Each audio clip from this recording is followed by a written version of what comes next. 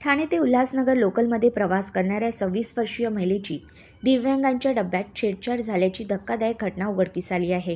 ही घटना 2 डिसेंबर रोजी रात्री साधारणतः 7:15च्या सुमारास घडली। फिर्यादी महिला उल्हासनगर येथील रहिवासी असून नोकरीसाठी ठाण्यातून परतत होती।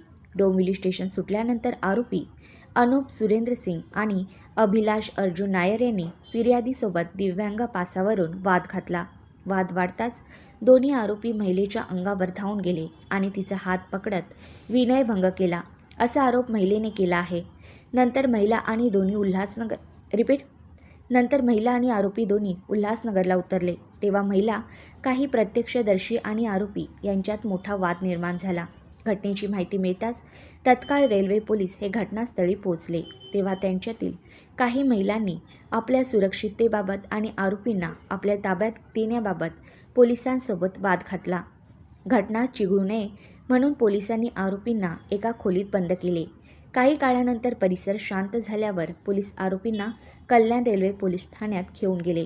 फिर्यादीने दिलेल्या तक्रारीच्या आधारे कलम 74 भारतीय न्याय संहिता अंतर्गत गुन्हा नोंदविण्यात आला असून कल्याण रेल्वे पोलीस ठाण्याचे वरिष्ठ पोलीस निरीक्षक पंढरी कांदे यांच्या मार्गदर्शनाखाली दोन्ही आरोपींना ताब्यात घेऊन अटक करण्यात आली आहे। घटनेमुळे महिलांमध्ये भीतीचे वातावरण निर्माण झाले असून रेल्वे प्रवासातील सुरक्षिततेचा प्रश्न पुन्हा एकदा ऐरणीवर आला आहे।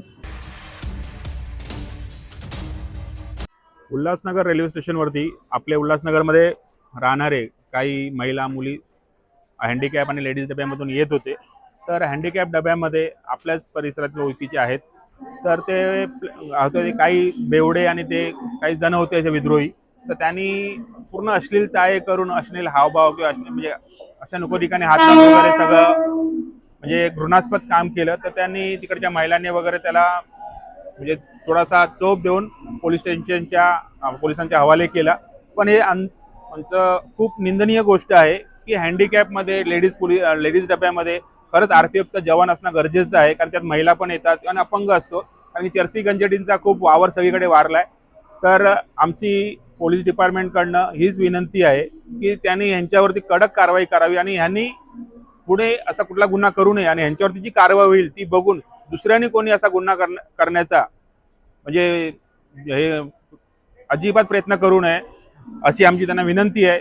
जर म्हणजे आम्ही यायच्या पहिले पोलीस स्टेशनला होते, जर आम्ही यापर्यंत बाहेर भेटले असते, हा रूप काहीतरी वेगळंच असतं, कारण की असे जे विद्रोही लोक असतात त्यांच्यावरती कडक कारवाई नागरिकांनी पण केलीच पाहिजे आणि प्रशासनाने जास्तीत जास्त कडक कारवाई यांच्यावरती केली पाहिजे।